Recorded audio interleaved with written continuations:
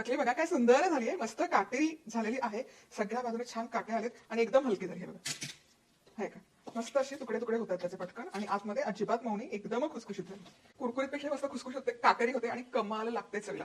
असं वाटणारच नाही की ही बिना भाजणीची बनवली. 2 कप ज्वारीचं पीठ असेल तर 1 कप आपण इथे घेतलेलं आहे तांदळाचं पीठ. त्याला आपण इथे घेतलेलं आहे अर्धा कप बेसन. म्हणजे 2 कप ज्वारीचं पीठ अर्धा अर्धा करून घेतलं. 2 कप ज्वारीचं पीठ 1 कप तांदळाचं अर्धा कप बेसन. 1 चमचाभर ओवा. उकड काढताना आपल्याला लागणारे अगदी 1 चमचा तेल, एवढं पण नाही लागणार, याच्या अर्धच वेगळे.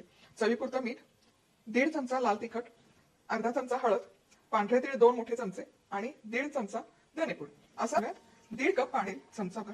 जरा खाण्याची शक्यता जास्त होईल. लाल तिखट, हळद, धनेपूड, मीठ चवीपुरतं. तर आपण हे ज्वारीचं पीठ, तांदळाचं पीठ, बेसन, तीळ आणि ओवा छान मिसळून घ्यायची, चाळून घ्यायची. कुठल्या मोडायच्या पिठांच्या. फॉलो करा, शॉर्टकट नका मला. उकड काढण्यासाठी पाणी व्यवस्थित उकळलं एका याच्यात टाकून घ्यायचं. थोडं थोडं टाकत नाही मिसळायचं, एकदम घालायचं आणि हे पटकन आहे ना मिसळून ठेवायचं. 10 मिनिटं हे मुरण्यासाठी ठेवून ठेवायचं. आता छान घोळा होतोय, अजिबात पाणी घालायची गरज नाही. जेव्हा गरम गरम असतानाच हे करून घ्यायचं.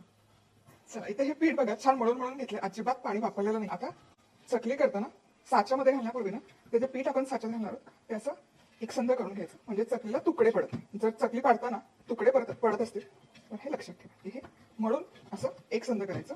आता हा सोऱ्या आहे, साचा, चकलीची अटॅचमेंट याला आहे, प्लेट आहे, यामध्ये हे घालूयात आणि याची चकली पाडूयात. बघा काय सुंदर काटे दिसतात चकली पाडताना.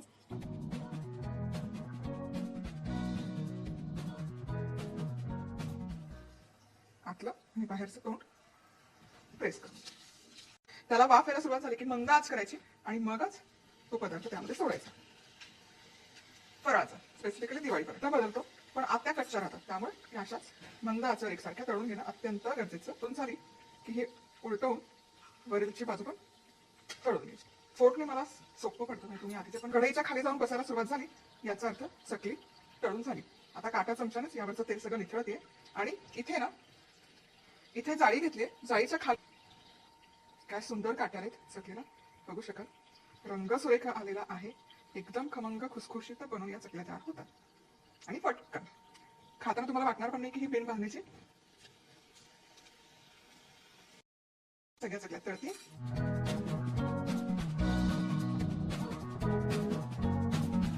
चकली बघा काय सुंदर झाली आहे, मस्त काटेरी झालेली आहे.